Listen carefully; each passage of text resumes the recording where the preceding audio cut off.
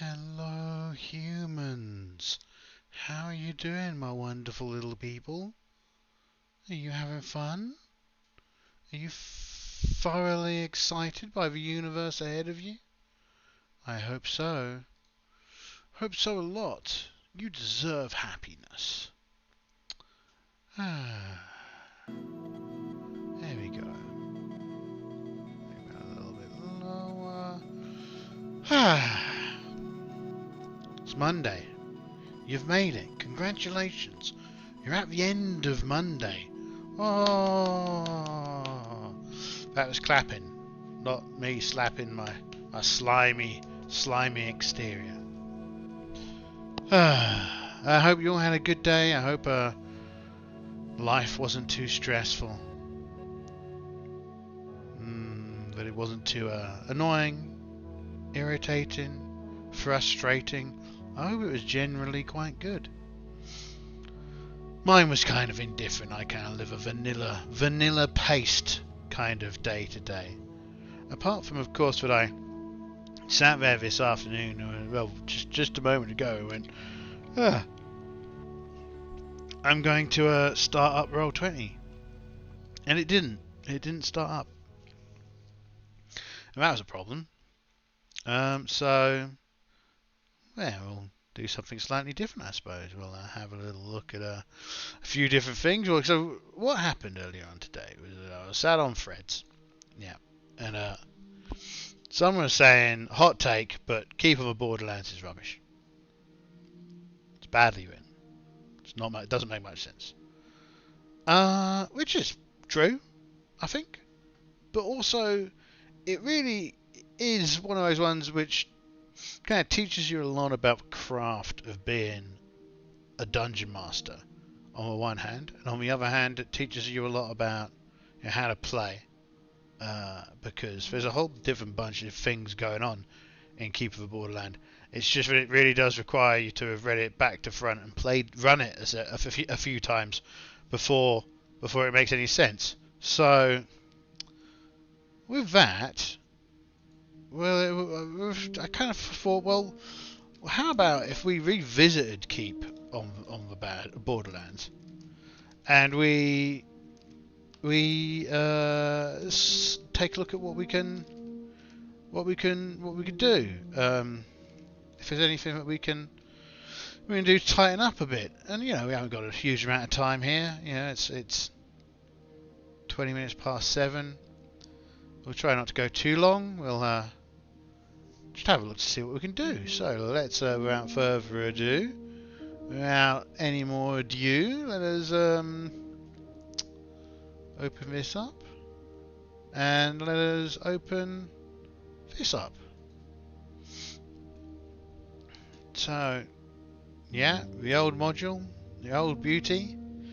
So again, important to note that it's for really quite low levels there, right? 1 through 3. It is a special introductory module. So that's that's what we're saying out. This is supposed to be a module for brand new refs. And I mean, saying refs is probably going a bit too far, right? This is for kids to be able to kind of sit down with their friends in the olden times and have some fun. I think even here it kind of notes that tips on how to be a dungeon master, plus an interesting area for the characters to base themselves before setting out to explore the Caves of Chaos, right? And the Caves of Chaos, of course, aren't in this book. They're left for the DM and their friends to create themselves.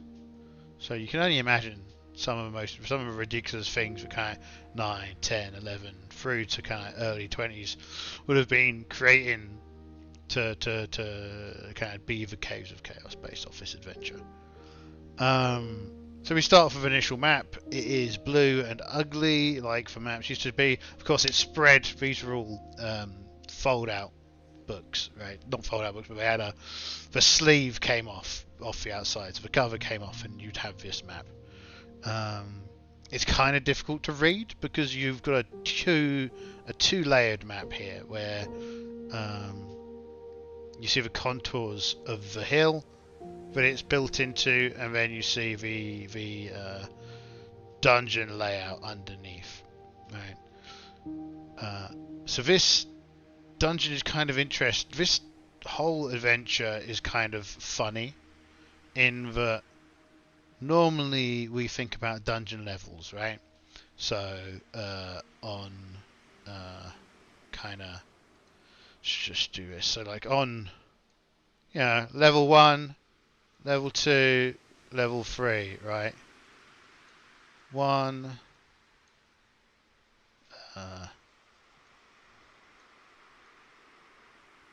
2 3, right? And the difficulty goes up according to your descent into that level, right? So the further down you go, the more difficult everything becomes, right? Whereas in the Keep of Borderlands, that's not the case. Everything in here is kind of the same level, right? And so this is one side of the map. We go down here. This is the entranceway into the map. Kind of a nuisance that in this PDF they're split into two, but they are, so that's what we'll deal with. I've got them printed out somewhere because I ran this not too long ago. And as I've done this whole session this afternoon, it's kind of in a bit of a rush. Let me just check my collection of filing cabinets to see if I can find Keeper of Borderlands. This is... What's this? Oh, this might actually be it, is it? Some characters. Oh no, this is the Isle of Dread. So I'm going to be running the Isle of Dread soon. So that's not it. Is it this one? No, this is The Witcher's Mound, Advanced Adventures. So that's not what we're looking for. What's this? Well, that's some printout of the OSE. That's not what we're after. That's a printout of Black Hack. That's not what we're after. This is Star Trek stuff. Uh-oh, my headset was about to fall off there. This is Mecha World. That's not what we're after. Uh-oh. This is D66 tables. Mothership. Oh, we should play that at some point. That'd be fun. Starforged. No, this is a bunch of stars. Oh, this looks promising.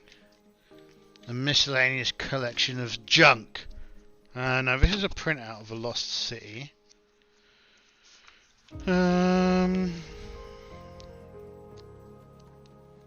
This is... These are just some printouts of Don John. One last option is that it's in one of these folders I've got over here. No, that's Warlock. That's Ursine Dunes. No, none of that. What's this one? We've got Warp Star. No, that's not what we're after.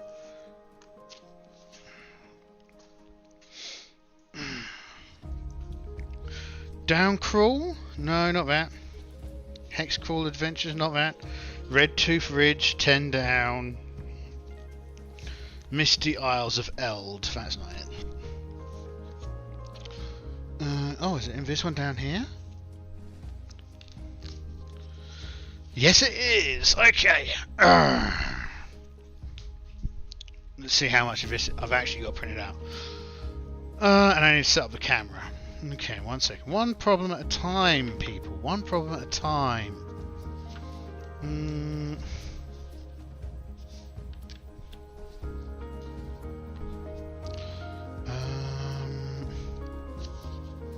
Because I haven't printed out the the external map there. To annoying. Maybe the quickest thing for me to do would just be to print this out. So 35 and 2. Let's see. Print 32 and 35. Yeah. And then it's not saving Cortana on this one. But yes, that's printing grayscale. Let's not print both sides. Print. But anyway, so what we see around here again, there's a sugar. I'm on the wrong colour. Let's go back to something like let's use this one. Alright, so there's an entrance J. There's an entrance K. There's an entrance L, G, H, C, F.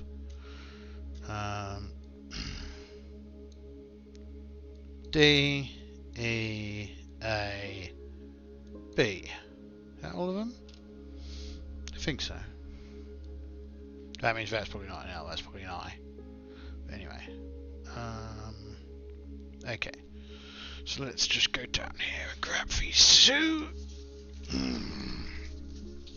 Grab them. Grab my phone. Turn on the camera software. Stick it on the little holdy thingy. Another thing I printed out yesterday to give it a play is a Caldwell Castle, which I feel is kind of an evolution on what we have here today. That's the wrong thingy. It's the right thingy. Let's just get that out of the way. Camo. Let's turn this on.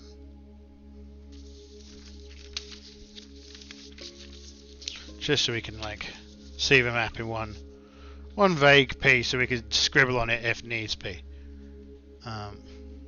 Cool. So let's just take a look at this, and let's hide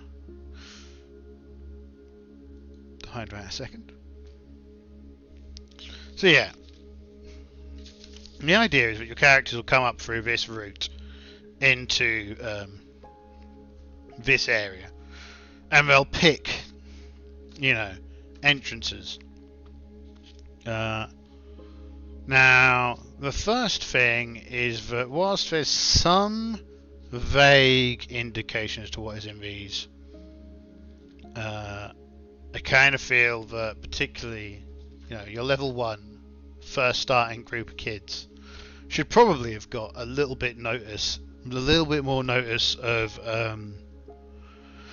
what's in each area, but we'll have a look at that as we go through the system. So this is a basic layout, and everything is flat, which means you can, from a visual perspective, right, and kind of vaguely as far as this dungeon is concerned as well.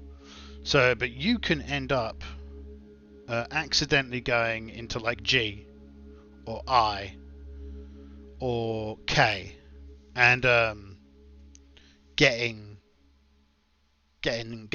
murdered pretty quickly. And we'll have a look at that and think about that, because I think that's definitely one thing that needs improving in this. But yeah, that's the map as it is. When you print it, when you've got them next to each other. So let's reopen that. So that's the first thing. Nice bit of art. I think that's probably an owlbear there, with a happy-go-lucky party attempting to kill it. Again, this is very much a beginner book, so it's got horrifying font for a start. Welcome to the olden days where things are printed with actual print face as opposed to computery goodness.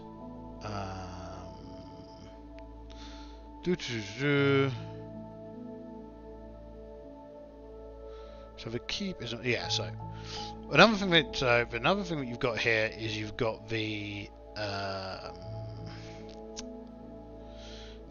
keep, which is interesting, right? The titular keep on the Borderland, and we've got a set of descriptions of what's inside the keep.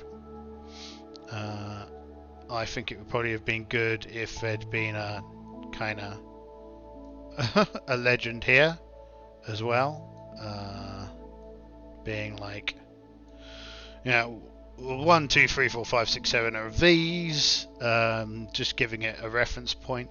That would have been nice. So just capture something. Easier way to identify which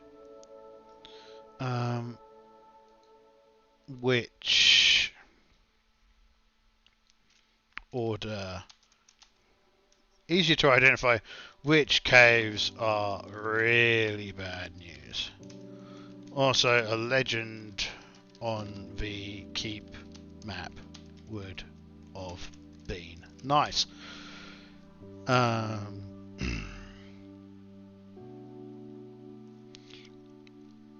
Also, more escalating action against the keep itself could have been cool, right? Because really, for the most part, the keep's just somewhere to go back to and refresh, which is cool. But it would have been good if at some point there was a bit more interactivity inside the adventure around the keep. So another thing about this is the map of the area. So here's the keep. This is invariably where the PCs probably first come from. So you do the Caves of Chaos. It's Cave of Unknown, which is the one which isn't mapped, right? So you do the Caves of Chaos, and then you do a cave. Then you can create the Caves of the Unknown yourself, right? But basically, this is the route that the players are going to generally take, and then they're going to duck into the Caves of Chaos. So because it's basic edition, there was no wilderness encounter procedures, right? And I think nowadays we would just include the wilderness encounter procedures, because it's supposed to be a low-level adventure. We would probably make it quite simple. And also, as we well know, we don't really do stuff on the roads beyond like road encounters. So each square is 100 yards. How many yards in a mile? I don't know. Yards in a mile. It'll be a stupid number because Imperial is stupid. 1,760 yards in a mile. So 18 yards in a mile. So that means what? We're looking at 1, 2, 3, 4, 5, 6, 7, 8, 9, 10, 11, 12, 13, 14, 15, 16, 17, 18. Let's just mark this with different. So 18 is around here. 1, 2, 3, 4, 5, 6, 7, 8, 9, 10, 11, 12, 13, 14, 15, 16, 17, 18. 1, 2, 3, 4, 5, 6, 7, 8, 9, 10, 11, 12, 13, 14. So again, this kind of gets you to there, and then it's 1, 2, 3, 4 hours probably, because I know it takes us a bit longer to travel through here, right? So it's about 4 hours to get from about a 4-hour trek from the keep to the caves of chaos. Alright. Cool. So that's important for the main story arc. So it's 4 hours out and 4 hours back.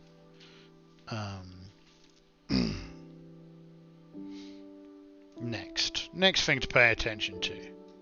So, again, because it's made for starters, it's got lots of the basic instructions. So that's cool, useful.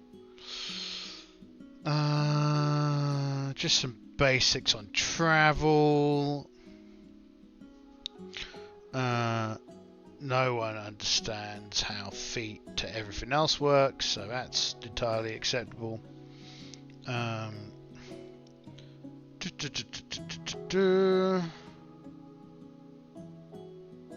So, for example, the party whose slowest member moves at 120 feet per turn would travel at 120 feet per turn in the dungeon. I always find these numbers very interesting.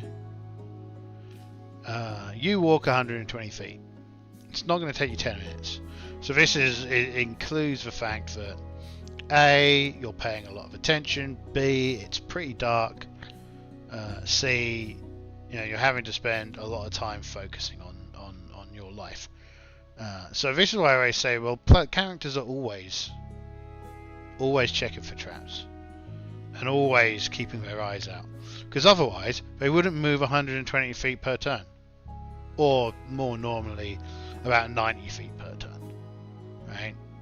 9 feet a minute. That's not very far. Even for a slime like me.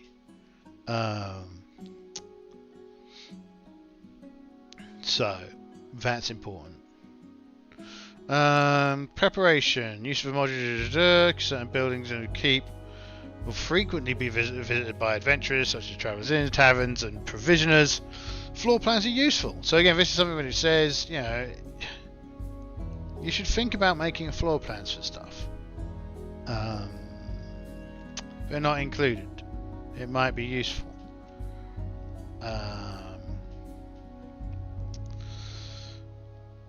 So yeah, that's interesting. Rumours table. This is something. No, that's the wrong thing. The rumours table is something we should probably take a look at, because I think that's something that will help us solve this problem, right? Especially so with later adventures. So like if you're doing adventures that are level 4 plus or a seasoned party, the clues that you give will be more readily consumed by them, right? And we'll have meta knowledge about the game and the forces involved in the game, that they'll be able to go, oh, that's probably an owl there, or that's probably orcs, or that's probably a lich. Whereas at this point, I think we need a bit more advice from the rumours. This is always interesting for stuff about coolers, but not really important for what we're talking about. So this is important, right? The keep is well organised, so it's not like out of material. So that's fine. That's worth knowing at the start. But yeah, background, whatever.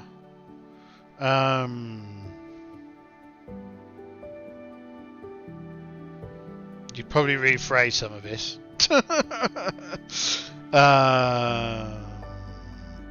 Because again, this is before anyone had created a kind of anything outside of Greyhawk.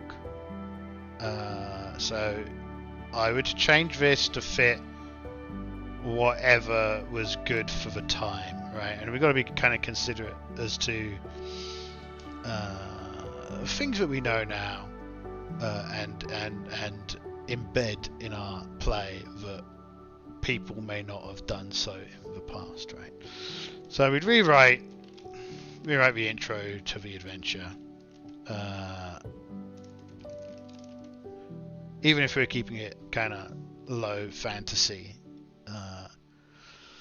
It'd be like the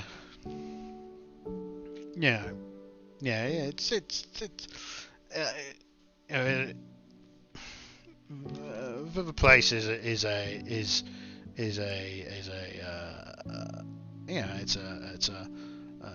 distant bastion that protects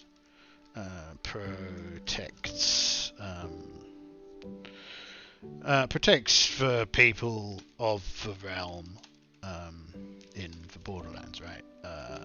From the threat of the mystic underworld.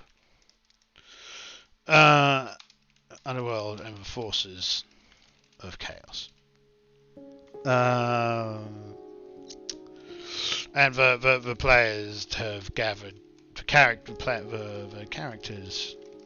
have gathered here to make a name for themselves. For themselves, and vanquish the foes in the caves. Right, something like that.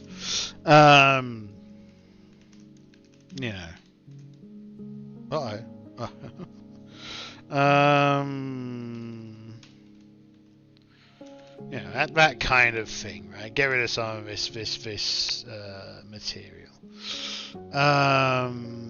Some of this is fine. Some of it not so much. But it is very kind of, keep it kind of camp, right? It should always be camp. Now this is so this starter I think is pretty fine. You've travelled for many days, leaving a realm, so you could pick what realm you're going to use. And entering into the wilder areas of Borderlands, farms and towns have become less and less frequent, and travellers few. The road has climbed higher as you enter the forested and mountainous country. You now move up the narrow rocky track. A sheer wall of natural stone is on your left, a path falling away to a steep cliff. There's too many words for me.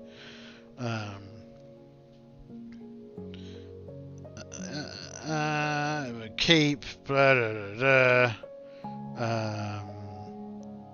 So I seem to remember something. There's a small men-at-arms. The guards at the entrance shout at you to give your names and state your business. All along the wall, you see curious faces peering at you, eager to welcome new champions of law. Right.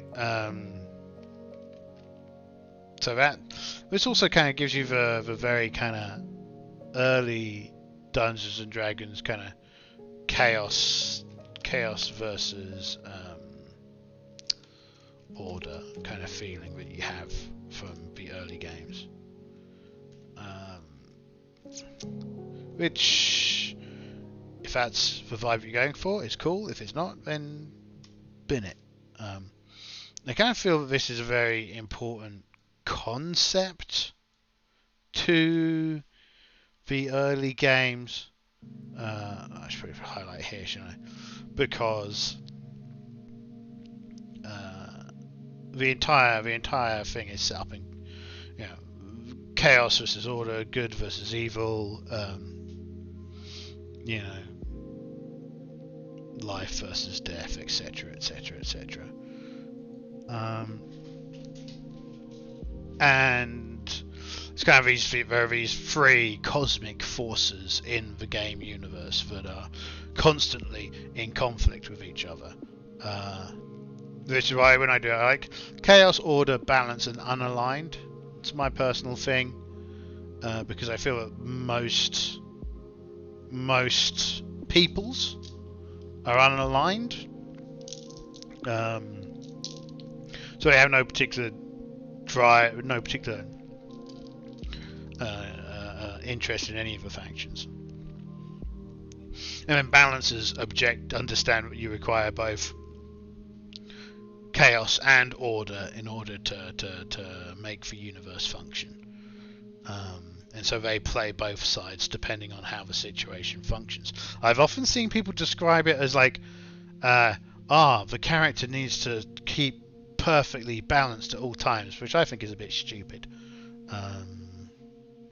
I definitely wouldn't agree with. I think that the characters take what they know at the time and then decide which solution would help them maintain the overarching balance of the situation.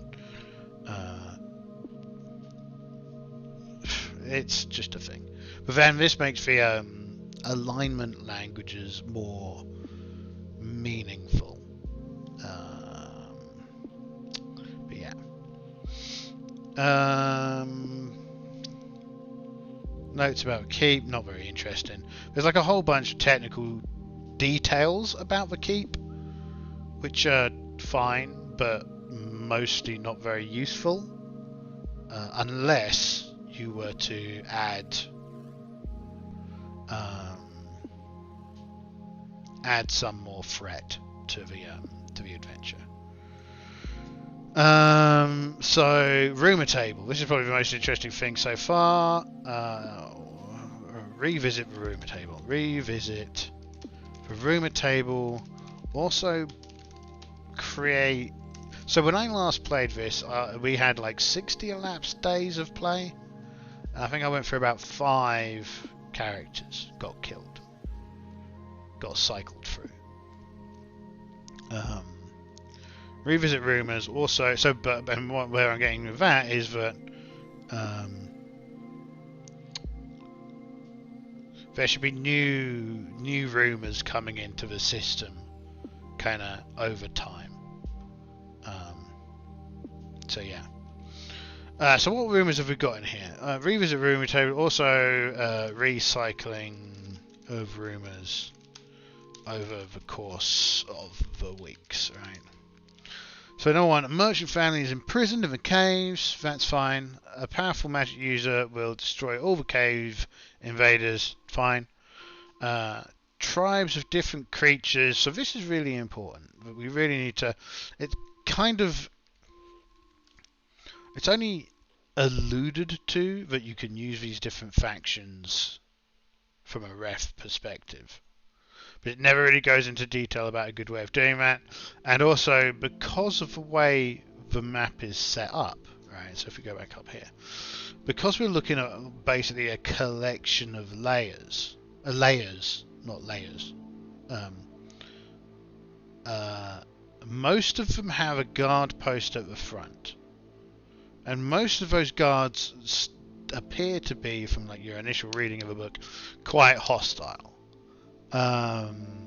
Or kind of in some cases there's like a trap that will immediately put players at disadvantage, and then from a DM's perspective you're like, well, you're gonna get killed, right? You're gonna like, well, you know. And also a lot of these layers kind of react like a nervous system to someone, right? So when the players first breach, we're only dealing with like 2 or maybe 4 goblins or kobolds, or maybe like 1 or 2 orcs. But within moments there'll be like dozens of them coming out of all the various entrances, right? So in this case, you know, and so on and so forth. So it's worth bearing that in mind. How do we make the factions easier to exploit for a party that wants to exploit them, right? How do we make the factions? How do we make the factions easier to exploit for a party that wants to do so? So I think that's one area where we can probably exploit the rumours table more to set up kind of, tribes of different creatures live in different caves, because there's also a number of elements where in the text of the thing it says this clan will come to the support of this clan if something happens, but you really have to be paying a lot of attention to the book to pick up on it. So that's something to bear in mind. How do we make that easy to exploit? An ogre sometimes helps for cave dwellers. So I would make this more specific, right? Make Rumour 4 more specific. Make Rumour 4 more specific. A magic wand has been lost in the caves area. Fine. All of the cave entrances are trapped. Whatever. If you get lost, beware the eater of men. Yeah, okay. Altars are very dangerous. Fine. A fair mage is imprisoned in the caves. Whatever. Breakyark is goblin for we surrender. Okay, that's funny. Oh, it's also false. So 11, beware of treachery from within the party. Okay, fair enough. 12, the big dogmen live very high in the caves. Okay.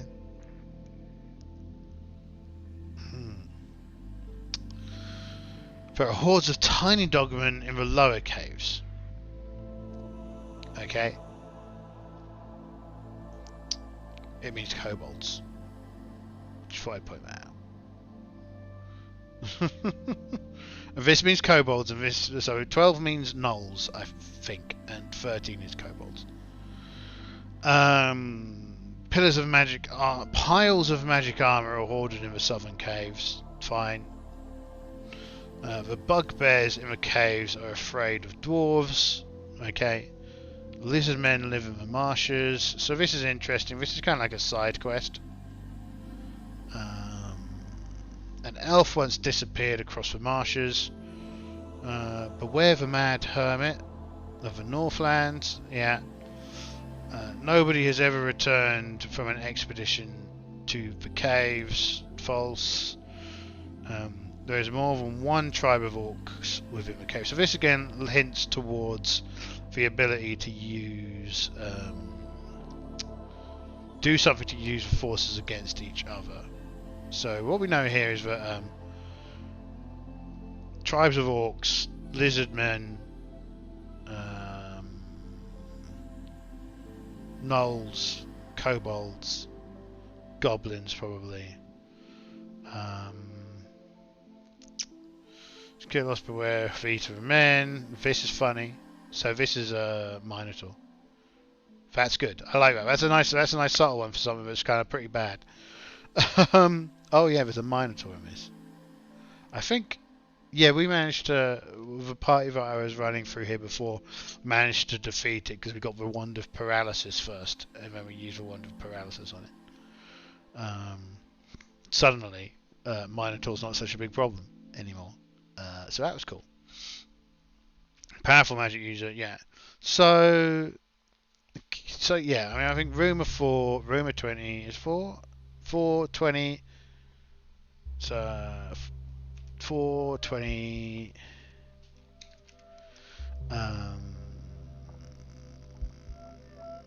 What's the other one? Oh, 3, right. So probably best to add some more rumours around for different factions of monsters. So one thing we had when we assaulted this in the 60-day mission was we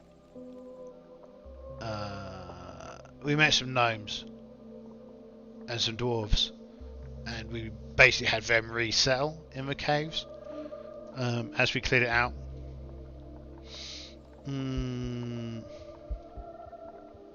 Okay, so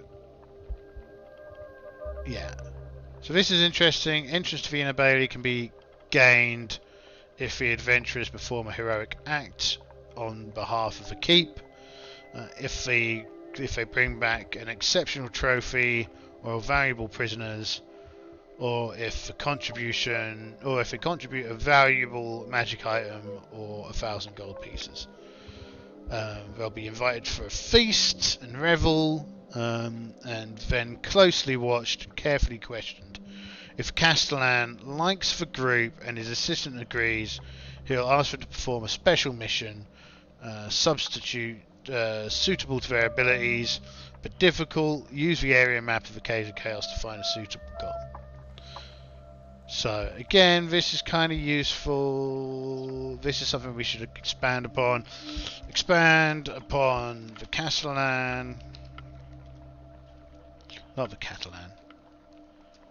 Castellan. Expand upon the Castellan.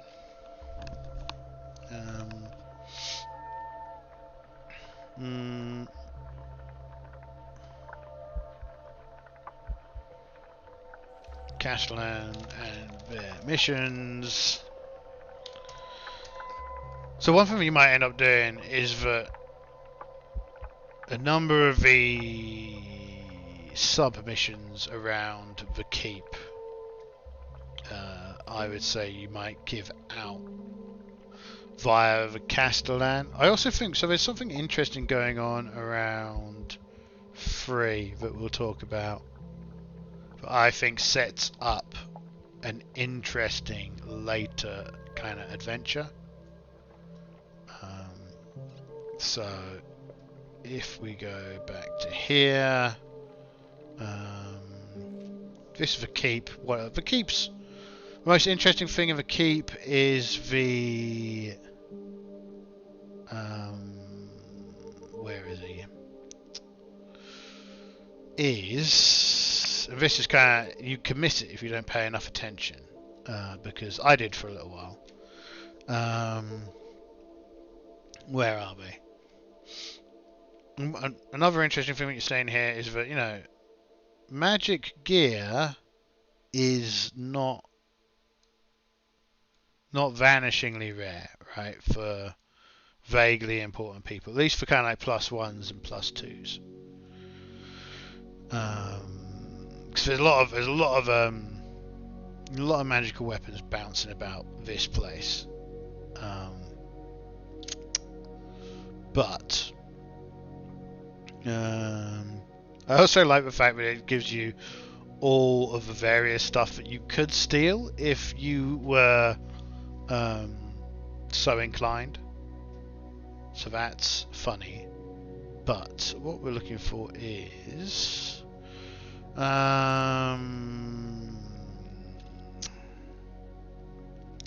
where is it? Where are they? Provision of priest.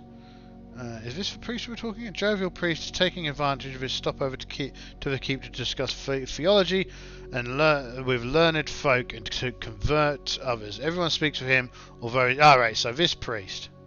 This is important to keep your eye on, because this priest is a bad guy. And they'll attempt to join the party and kill them. This is important to be aware of, because it's very easy to just miss in this kind of mountain of difficult to read text.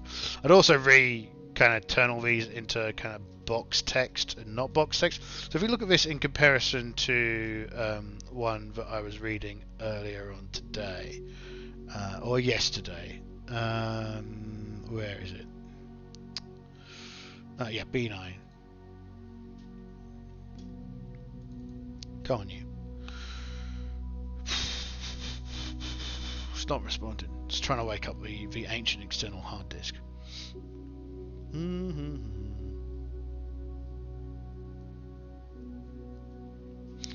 Not drone warfare. Sorry, I was also thinking about doing some modern war stuff. So in this one, if we look down just a little bit, we'll see that each room has box text that you're supposed to read out, and then more details. Now I would go a step further with this, and I would have brief DM text with like, if there's a monster in there, it'll be like monster stat block. If there's a trap or a trick in there, it'll be the trap or the trick, right? Clearly stated. Then I'd have the box text. Then I'd have the rest of the text, right? Because as a ref, what I'm interested in is threat, miscellaneous description, the rest of the box. But again, the interesting thing is that, you know, how these adventures were evolving as time went on. So anyway, back to Borderlands. Really, that's the only particularly important thing in here. I think that we need more rumours. We need rumours to become available as we go on. We need a bit more guidance. I think what would be good maybe is like a thief, an old ranger that gives the party a map, right? And in the map, have some information about factions in the Caves of Chaos, right? And that way the party can make more informed decisions about how they're going to go about it. It might even for a few coin, the ranger may even be able to provide some additional rumors, right? So that's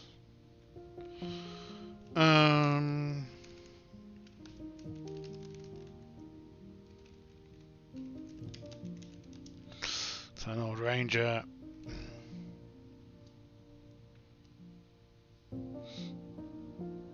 So that's something. Also, yeah, creating box text. Because it's like, well, the good things in the so we should probably note this, right? Good stuff, right? So the stuff that we really like this, multiple options for the characters, potential for using factions, a nice array of magic items that can be found. Another thing, if we look up here, right, this is another one of those interesting things that you get with this section here, right, is a blocked entrance into the Caves of the Unknown. So, you know, it's opportunity for DM and party to expand upon the adventure, both with the Caves of the Unknown and with the keep itself. Also, the chaotic priest who tries to kill the party is interesting. So also my party managed to take this guy prisoner because we ran into him later. So I also wouldn't use him on the first thing, right? So I wouldn't use the priest on the first excursion. So this is another difference with this map, right? Chaotic priest. You can't see this part, but it's fine. So down here, right? The chaotic priest. Unlike, say, Velocity or the Horror on the Hill, which are adventures that you really have to do in kind of one dedicated excursion, right? Your characters have to go there and they really don't get to go back until they've finished the adventure. in both of those, like the Lost City. There's some opportunity for rest, but not a huge amount. And in the haunted, the horror on the hill, there's really no way to go back until you've finished the adventure. To a point where literally there's a point where you're locked off from leaving the area. So that's very different in this, and I think it's B1, where you can go back and forth between a settlement and the adventure site. So, and this blockage here again is like you can return to the keep and come back here with a party of construction workers, remove the stones, enter the caves of the unknown. Right? Yeah, same when my party allowed the dwarves and the gnomes to take over the cave networks. Here, it allowed us to kind of pacify this area in a more permanent way. And my party, I think we also skipped the owlbear because clearly there is nothing useful in here. Right. So, other really cool stuff that's in here, right? I like the fact you've got this nice adventure area. I also like that there's potential for intrigue due to the bandits, due to the forces watching the fort, right? So we'll talk about that shortly. Where are we? So this is fine. Okay, and then we go into encounter areas. A kobold layer. So, oh right, this is. So where is? Ah, right, yeah. So the map encounters. So there's some cool looking map encounters. As noted, we don't have a proper wilderness solution here. We add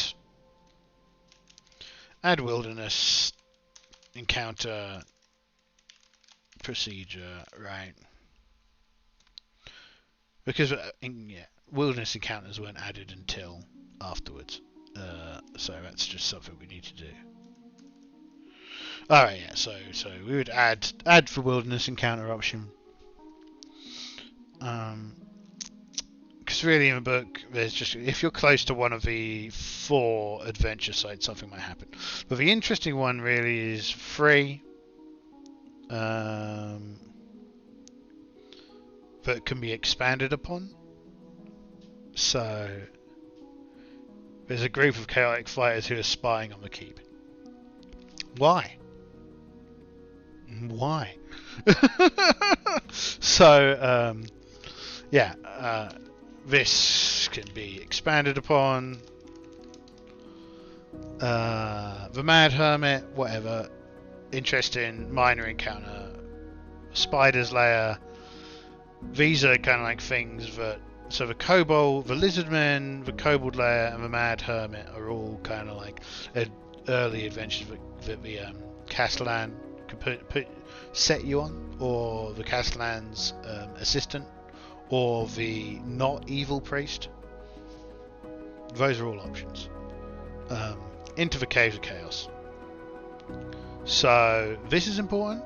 Monsters learning from experience. So if the players raid a place, then they'll set up more traps. They'll do something. If the character's gone in, not got all the way in, been stopped and retreated, the monsters will be like, "Ah, wait a minute, something's going on here." Also, I think we should talk about. Sit down and make a matrix for the tribal alliance and warfare, right? So make a matrix. make an interaction matrix. Interaction matrix for the different layers, right? So we can utilize this. This is cool. So this is again something that we often forget, right? This kind of idea. But whilst we say reaching, a player that reaches 0 hit points is dead, right? But not necessarily, right? How many of the characters are actually? Oh, let me check this character, right? Let me see if they're dead. Not many. Most of them are without it's dead and carry on moving.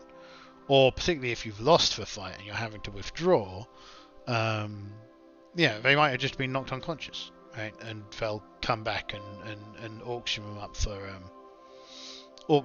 for ransom. So this is a good idea. This is again an interesting idea. I also like the fact that these older adventures, they just go, look, right?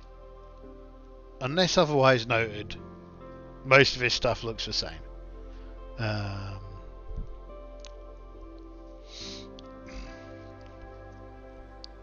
So the woods for small groves and copses are thick and tangled and foreboding. You may, at your option, have characters encounter the occasional monsters in these. So this is this stuff, right? When we're travelling around that. Most of the players I've seen will just avoid these wherever possible and only go in when they think there's something there. Because otherwise they're just randomly wandering around the map and that's no fun. Which is why I think we should give the players a player map.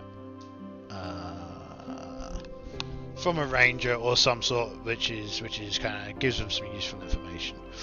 Because again, that gives the players more agency in where they're going to go, what they're going to do, why they're going to do it, right?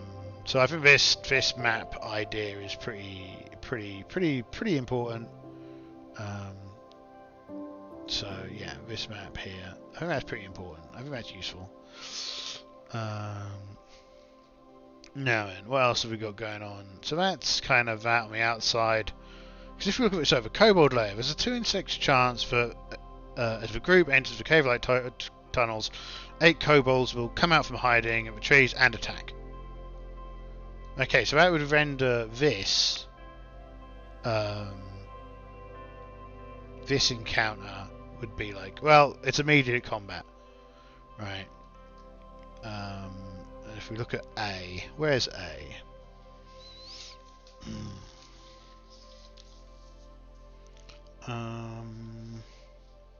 Right, so yeah, let's have a look at A. So A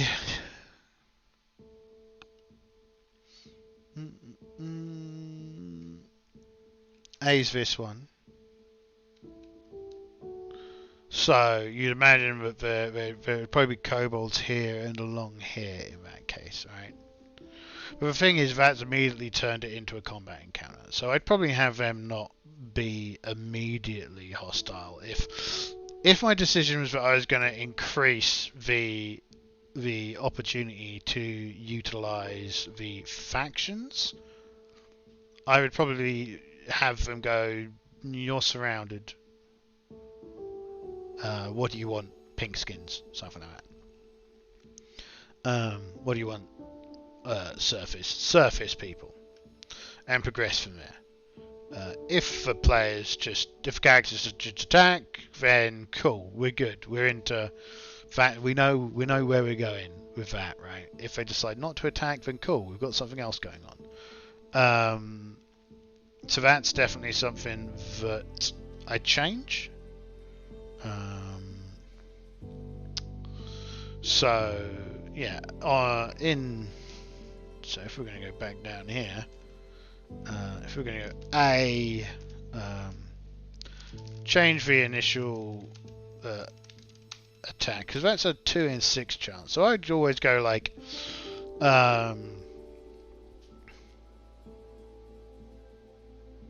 so I'd give that like I'd probably say that there's always. Because if there's guards to it, why would there always be guards there? Change the initial attack to be an opportunity for diplomacy, and always happens, right? Always happens on the first encounter. So let's just go from and then because you've got that first encounter, then we've got inside there's an entrance pit which is a trap.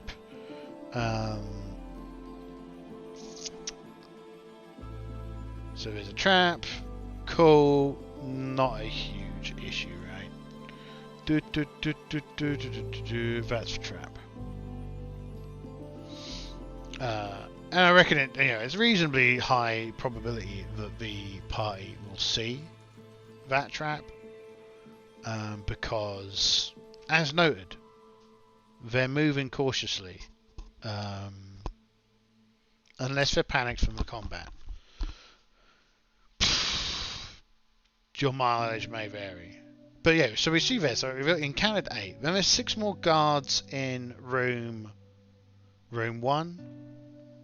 I probably shouldn't have got rid of that. I should probably leave that up. And this kind of gives you an idea of just how hostile a space this is, right? No, wrong one. So, room 1, which is...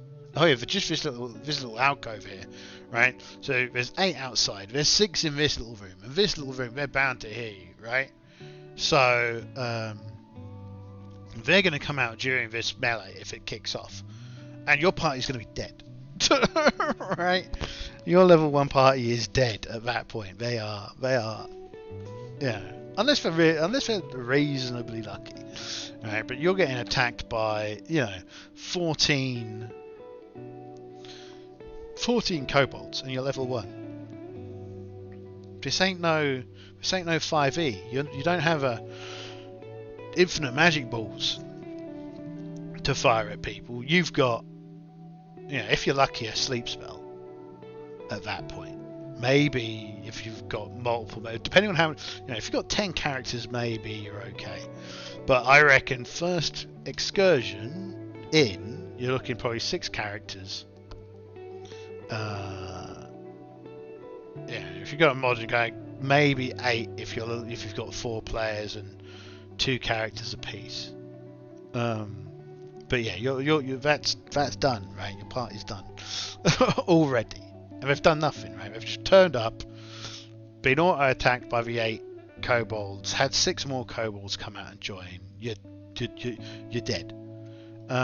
2 giant rats, right? There are 18 giant rats.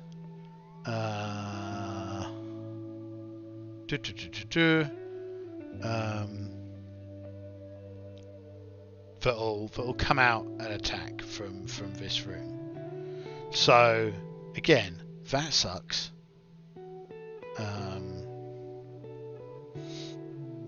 So that's something to yeah. There's 18 rats in this room, right? They're going to come and try and eat you.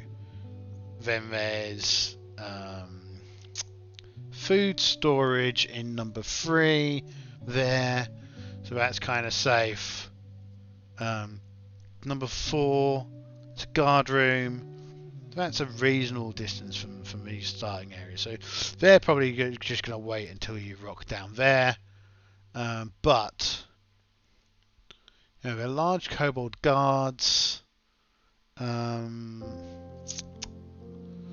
And they've got bows, right? So they're going to start shooting down. And they've got infravision, so they can see 6 squares. Your characters can see at best 3 squares.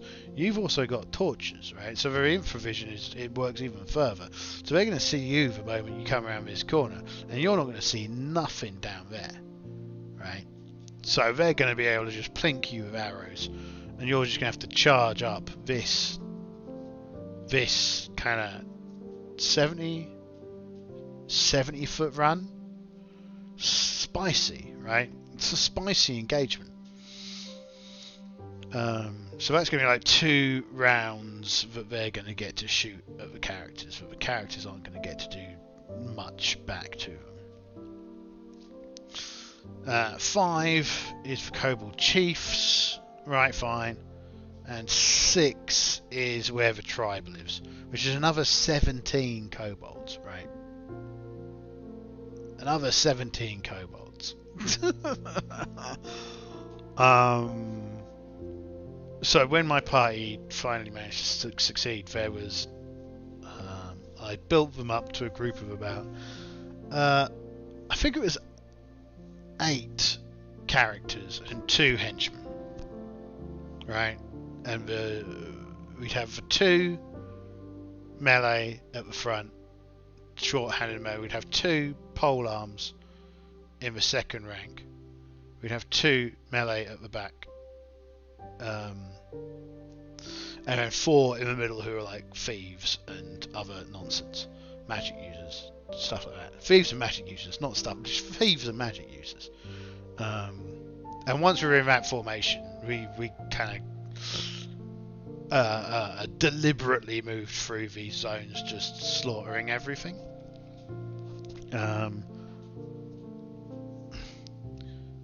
The question will be, if we go for a diplomatic route, how do we make money? How do we get people to move out? So there's only so much diplomacy the party can do, right? So really the party are playing them off against each other, get them to kill as many of each other as they can, and then going in afterwards and cleaning up what's left. It's probably the objective of the party. But anyway, so yeah, there's another 17 males of the tribe and 23 females. So that's 40 bad dudes down here. 40. That's a lot of bad dudes. Well,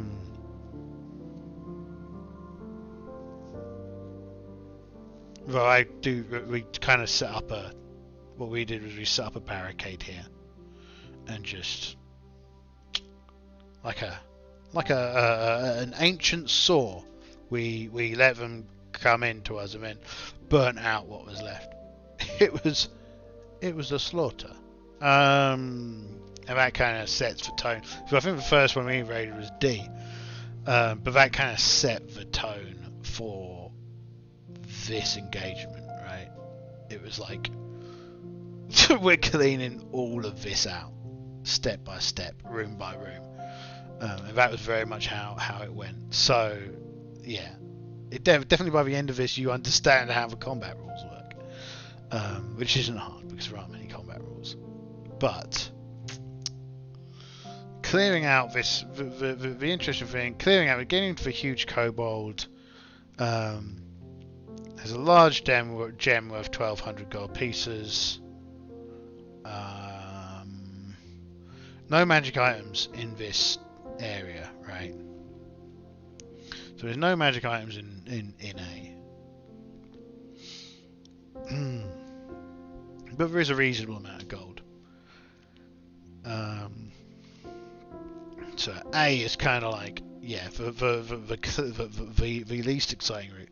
B, Orc Lair. B, upon entering, party will see the wall.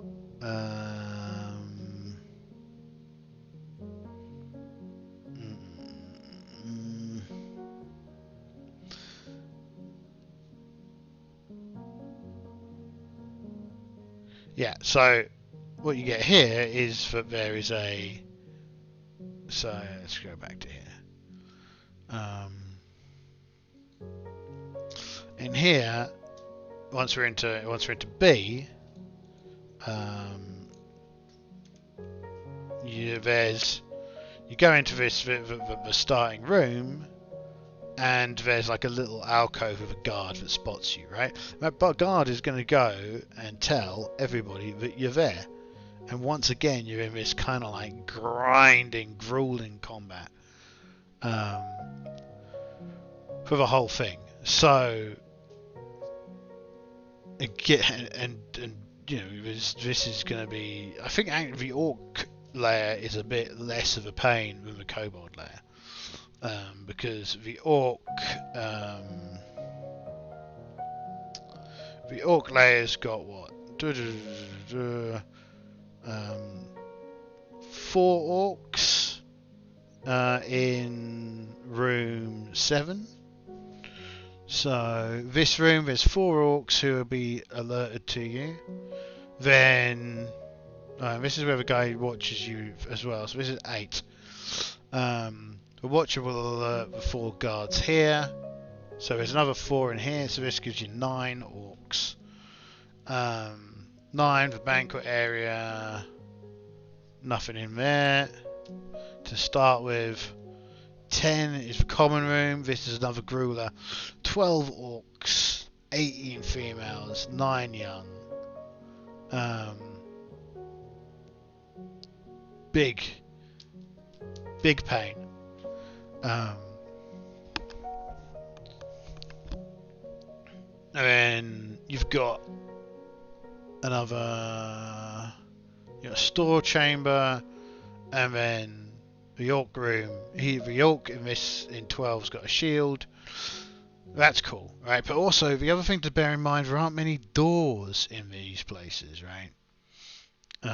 Which can be used to your advantage. Fire is your friend, I feel, in this overarching area, right? If you're not going the diplomatic route.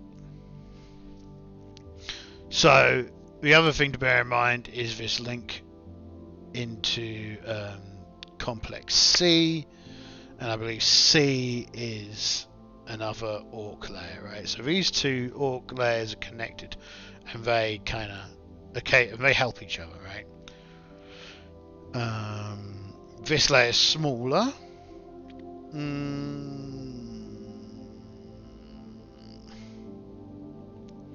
And we don't maintain the watch as much as the other ones. We've got some cool stuff.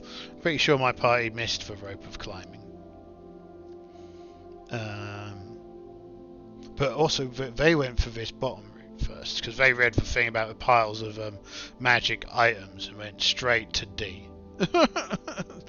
So D's the goblin layer. This is so the losses can't be replenished, but I would restock anything. So I'd feel like the numbers are hard to deal with, right? The numbers are hard to deal with in the layers, right? So I might spread them out a bit. Might spread them out.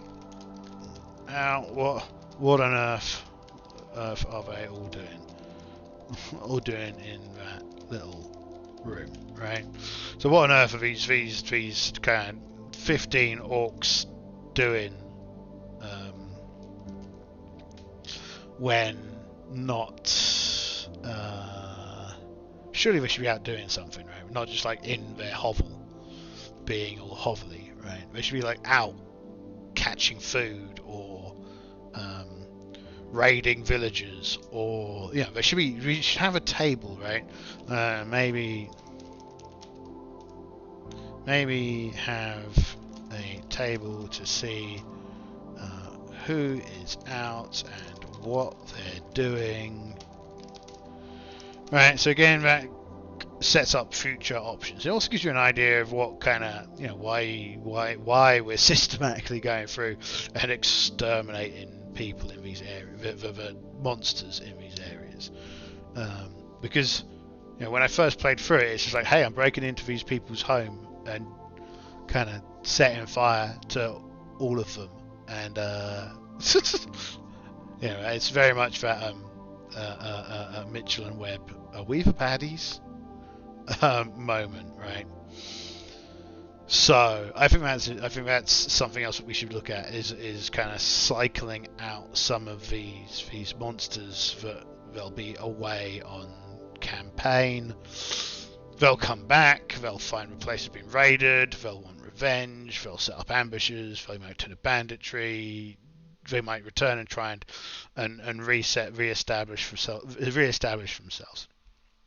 So I think that's important. D, for Goblin Lair.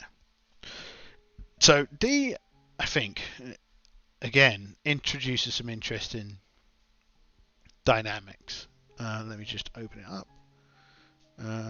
So D's down here, right? This cave network.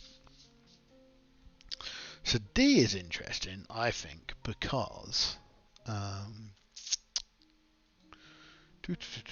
they have these dedicated wandering goblins, right? So not just wandering monsters. That is something I do. So wandering monsters. So they have the very generic kind of wandering monster tables. So this is something else that I think about kind of modifying. Is it doesn't have its own wandering monster tables, and this is on purpose, right? So you're not rolling your standard wandering monster checks in Keep on the Borderlands because of the fact they're layers, not dungeons. So really, where is it?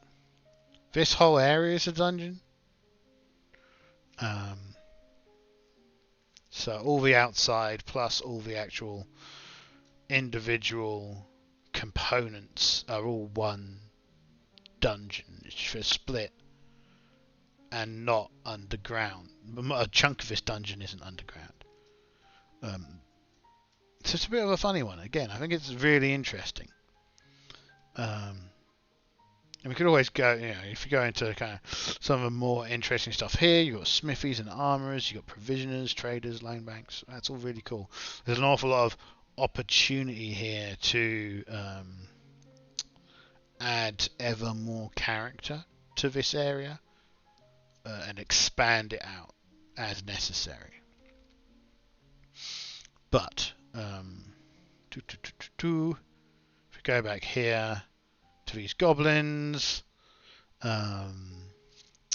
so natural cave quickly turned into worked stone.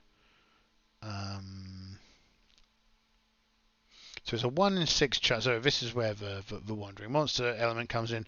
There's a 1 in 6 chance that you'll encounter these 6 wandering goblins. Which is interesting, right? This is because this is kind of like as opposed to having a wandering monster table, you just go, there are a set number of wandering encounters that you may run into. This is them. Also, it's very interesting when we start thinking about the dungeon ecology in inverted commas. This is where these creatures live, which is why you think, why are there so many of them just in this one room? Right? Shouldn't they be kind of like wandering around? Shouldn't there be more stuff going on? Shouldn't they be out, kind of like tanning hides outside? Should there be like a more of a communal element, or more of a raiding element? Where should they be? What are they doing? Why are they not here? So on and so forth.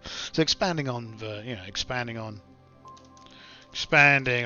daily life of monsters.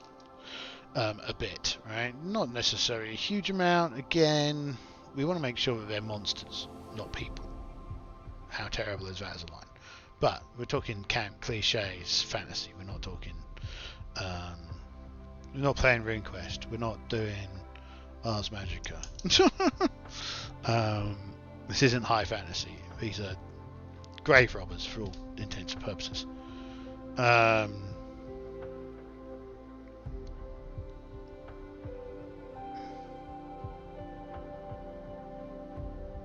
So the other thing you've got is, which is interesting in here, is this.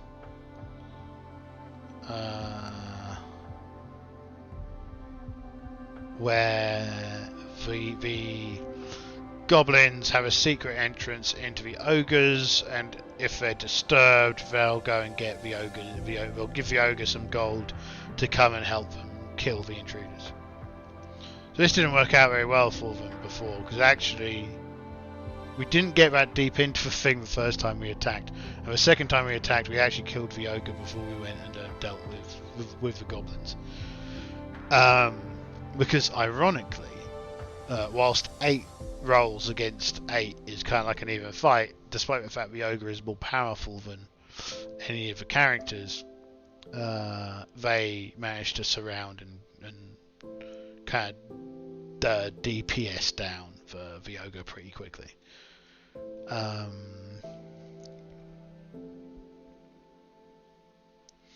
Again, lots of dudes. Lots and lots of dudes. The chieftain here is interesting, I think. Has a magic item. No. Again, box text would be really helpful here. Also, I feel, again, this is kind of like a running problem with this module that I found when I ran it. Is the kind of the differenting, the othering of the male and the female monsters. I don't think most of the characters will know. B, I think they'd all fight, right? Which is why I also think we need to kind of split up some of these dungeons. So yeah, 21. So they also have a link through to the hobgoblins section.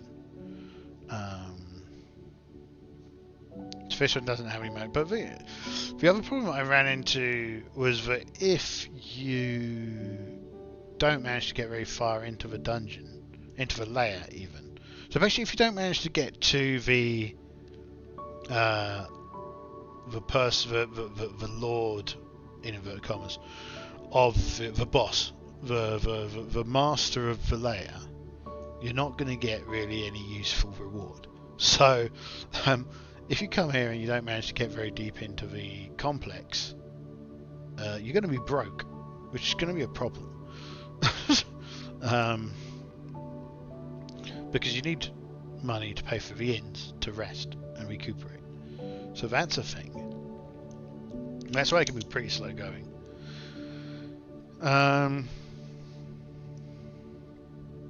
Hobgoblin layer. Seldom are these fierce creatures troubled by marauders. For the entrance to their lair is guarded by a stout barred door. At the back of the entry cave, skulls, a line or a server axe. Come in, we'd like to have you for dinner. Which could be misinterpreted as an invitation to dine. I think that's funny.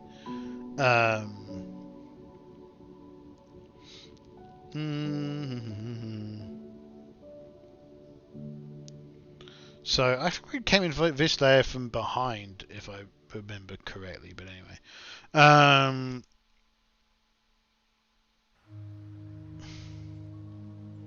again, this one, lots of monsters.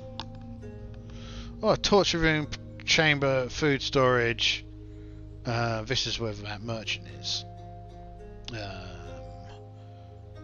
I think it's interesting that we could get an orc that fights with us. Man at arms. Oh yeah, this was our first henchman. The merchant's wife. This is our first magic weapon. A crazy gnoll.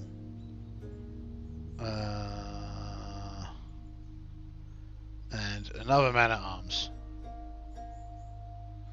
So yeah, that's where I got my first the two hench people. Although initially we couldn't afford them, so we had to let them go, but we hired them later on. Common chambers, hobgoblins,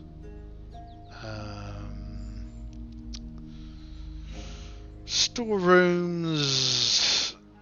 So yeah, again, harsh place. Poison, wonder paralysis. This, of course, is the winner. Right? Again, this hobgoblin chief gave us a wand of paralysis with 7 charges. It was good. We've still got it. You'll see that party when we do one of the expert modules. So yeah, the shunned cavern.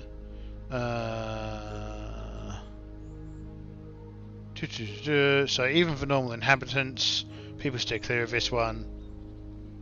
So this is the owlbear, H, bugbears. So I'm pretty sure in one of these there is, oh yeah, minotaur. So this is a trick in it that means that you can't, your mapping is really messed up. But killing this, good times. It was surprised when he got hit by the one with paralysis. Knowles layer again. Much the same, right? Shrine of Evil Chaos. So this is cool. We get to finally meet some skeletons. This is a boulder-filled passage. It takes 100 man turns to open it up. So this is like the next part of the adventure. Next part of the adventure area. This is interesting. They have amulets of protection from turning.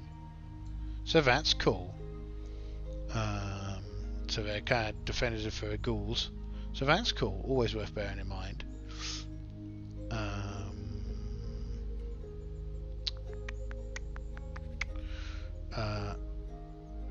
Guard rooms, acolytes chambers. So this is also an opportunity. So the acolytes are an opportunity for your players, for your characters and players to do dress up, right? So if your characters are, you know, smart, and they see these acolytes and they see all these amulets of protection from turning, they might very well put on some robes and stick on an amulet of turning, and bada boom, or one of their amulets of protection from good, and off they go. The Chapel of Evil Chaos. This is funny.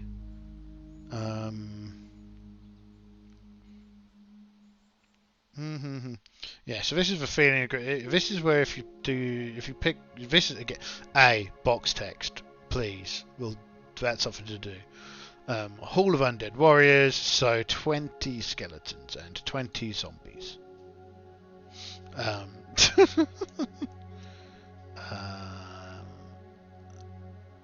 Yeah. But, as noted, if the party have been clever and they've dressed up like acolytes, you could just bypass this, right?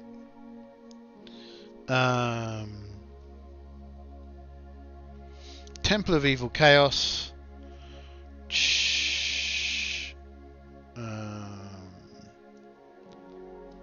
Proper going on with Rob. 79 for big bad guy.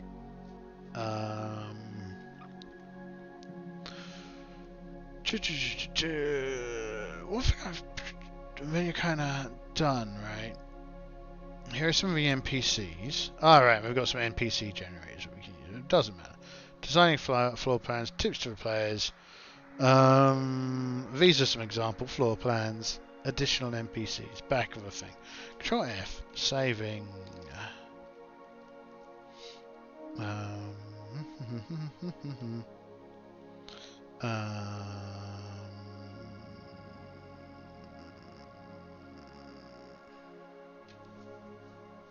Yeah, right. So here's one, right? So this is an example. This is just I don't know if it's really explained anyway, but you could just make up saving throws, right? You don't need to have. It's not just for saving throws for on your character sheet. As a ref, you could go much as you do with modern Dungeons and Dragons. You go target number 12, give us a roll, psh, right? Maybe if you're being really fancy, target number 12 modified by your intelligence modifier, give us a roll. That's taught to you in this book, right?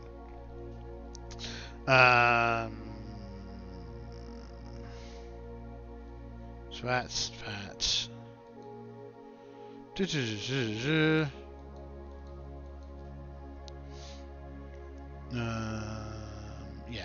Yeah, that's for one. So yeah, you can do that. So I think really, as you go through, there's some pretty clear ideas for improvements that we can make just from a very basic visual perspective if we were doing this again, and from a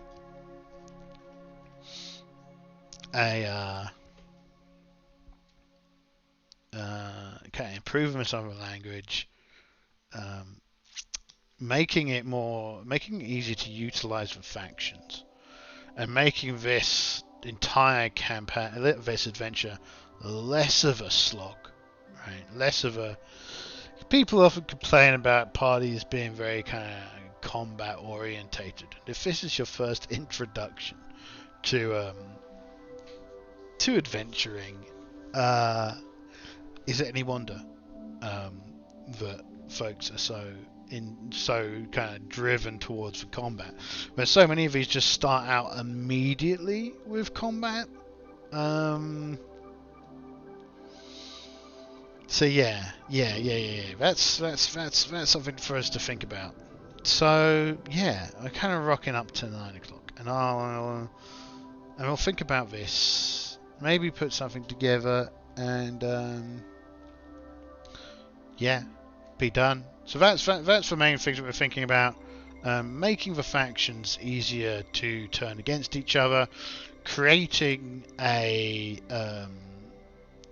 roster, or a random table that removes some of the monsters from the area, and then tying that into an extended rumor table, and expanding out the Castellan and their support, the Castellan and the priest and their support of the characters.